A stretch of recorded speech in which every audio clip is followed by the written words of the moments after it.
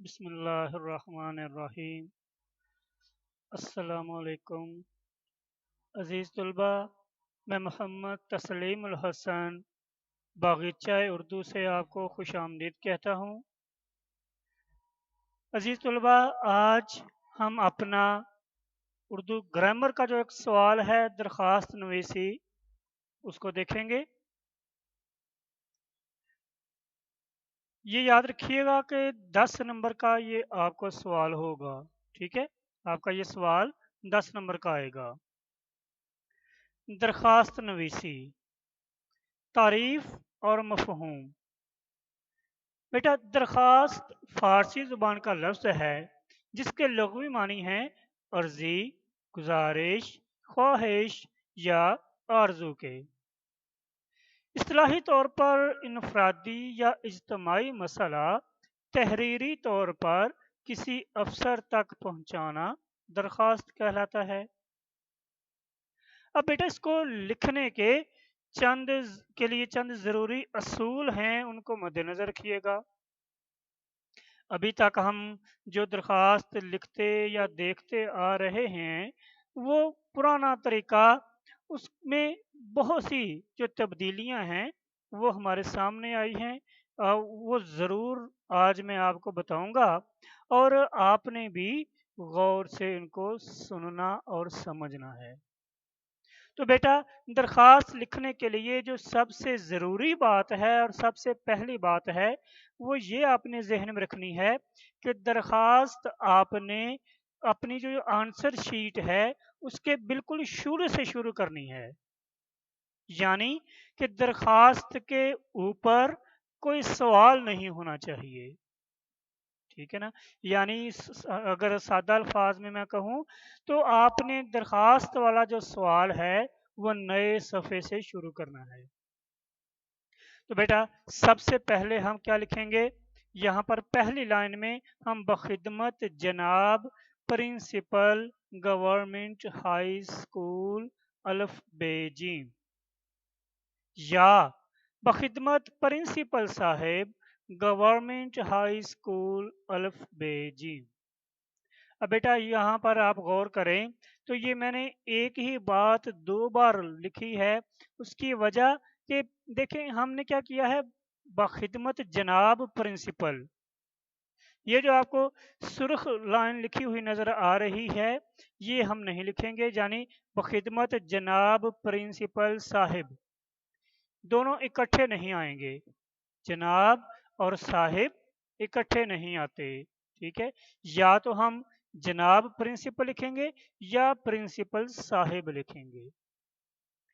اس کے بعد بیٹا آپ نے کبھی بھی کسی پرائیویٹ ادارے کا نام نہیں لکھنا، کسی بھی پرائیویٹ ادارے کا نام نہیں لکھنا، ٹھیک ہے؟ کیا کریں گے؟ Government high school, government high school, ٹھیک ہے؟ پھر اس کے بعد اپنے شہر کا نام نہیں لکھنا، شہر کے نام کی جگہ پر الف بے جیم۔ میں پھر سے دہرا دوں کہ بخدمت جناب پرنسپل گورنمنٹ ہائی اسکول الف بے جیم، یا بخدمت پرنسپل صاحب گورنمنٹ ہائی اسکول الف بے جیم، یہ دونوں طریقے درست ہیں جبکہ یہ والا طریقہ غلط ہے۔ پھر بیٹا اس کے بعد خدمت جناب لکھنے کے بعد ہم اگلی لائن میں عنوان کی ہیڈنگ دے کر، عنوان کی سرخی دے کر ہم جو درخواست لکھی جا رہی ہے اس کس لیے لکھی جا رہی ہے اس کا ایک عنوان بنا کر یہاں پر لکھیں گے۔ مثال کے طور پر ہم نے یہ درخواست لکھنی ہے کہ چھٹی چاہیے، وجہ کیا ہے؟ بیماری، تو ہم اس کا عنوان کیا لکھیں گے؟ رخصت باوجہ بیماری، رخصت باوجہ بیماری۔ اور یہاں پر یہ بھی بات یاد رکھیے گا کہ کوئی لائن نہیں چھوڑنی، اکثر بچے درخواست وغیرہ لکھتے ہوئے تو یہاں پر لائنیں چھوڑ دیتے ہیں، تو بیٹا آپ نے لائن کوئی نہیں چھوڑنی، ٹھیک ہے؟ عنوان رخصت باوجہ بیماری یا جس چیز کی آپ کو درخواست آئی ہے آپ نے یہاں پر وہ لکھ دینی ہے۔ پھر اس کے بعد اگلے ہی لائن میں हम जनाब आली लिखेंगे। अब ये जनाब आली आप दरमियान में भी लिख सकते हैं या इस उन्वान के नीचे भी लिख सकते हैं। ठीक है, तो जनाब आली, अब यहाँ पर भी बच्चे क्या गलती करते हैं कि वो जनाब आली ऊपर खड़ी जबर लगा देते हैं, या आलिया, जनाब आलिया। बेटा ये दोनों तरीके गलत हैं। ठीक है, ना ही आली के ऊपर खड़ी जबर आएगी और ना ही आपने आलिया लिखना है। जनाब आली, और जनाब आली के बाद आपने ये जो अलामत अलामत निदाइया है इसको आपने लाजमन लिखना है। यह अलामत लाजमन लगाई जाएगी। ठीक है, अगर आप ये अलामत नहीं लगाते तो आपका 1 नंबर जा सकता है। तो अलामत का आपने इस्तेमाल लाजमी बनाना है। उसके बाद बेटा आ जाता है नफ्से मजमून। नफ्से मजमून कहते हैं उस सारी अबारत को जिस मकसद को बयान करने के लिए हम दरख्वास्त लिख रहे हैं।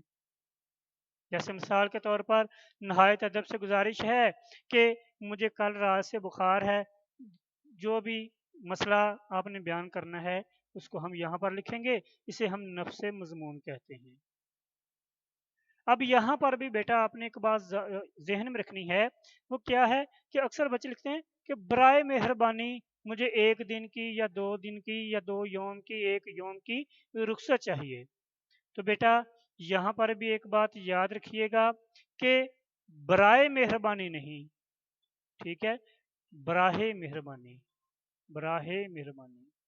ठीक है, हे के साथ बराहे, ये दोनों अल्फाज अलग अलग हैं, इनके मानी और मफहूम में तजाद है। इसलिए आपने बराए मेहरबानी नहीं लिखना, बल्कि क्या लिखना है कि बराहे मेहरबानी मुझे 2 यौम की रुख्सत अनायत फरमाएं।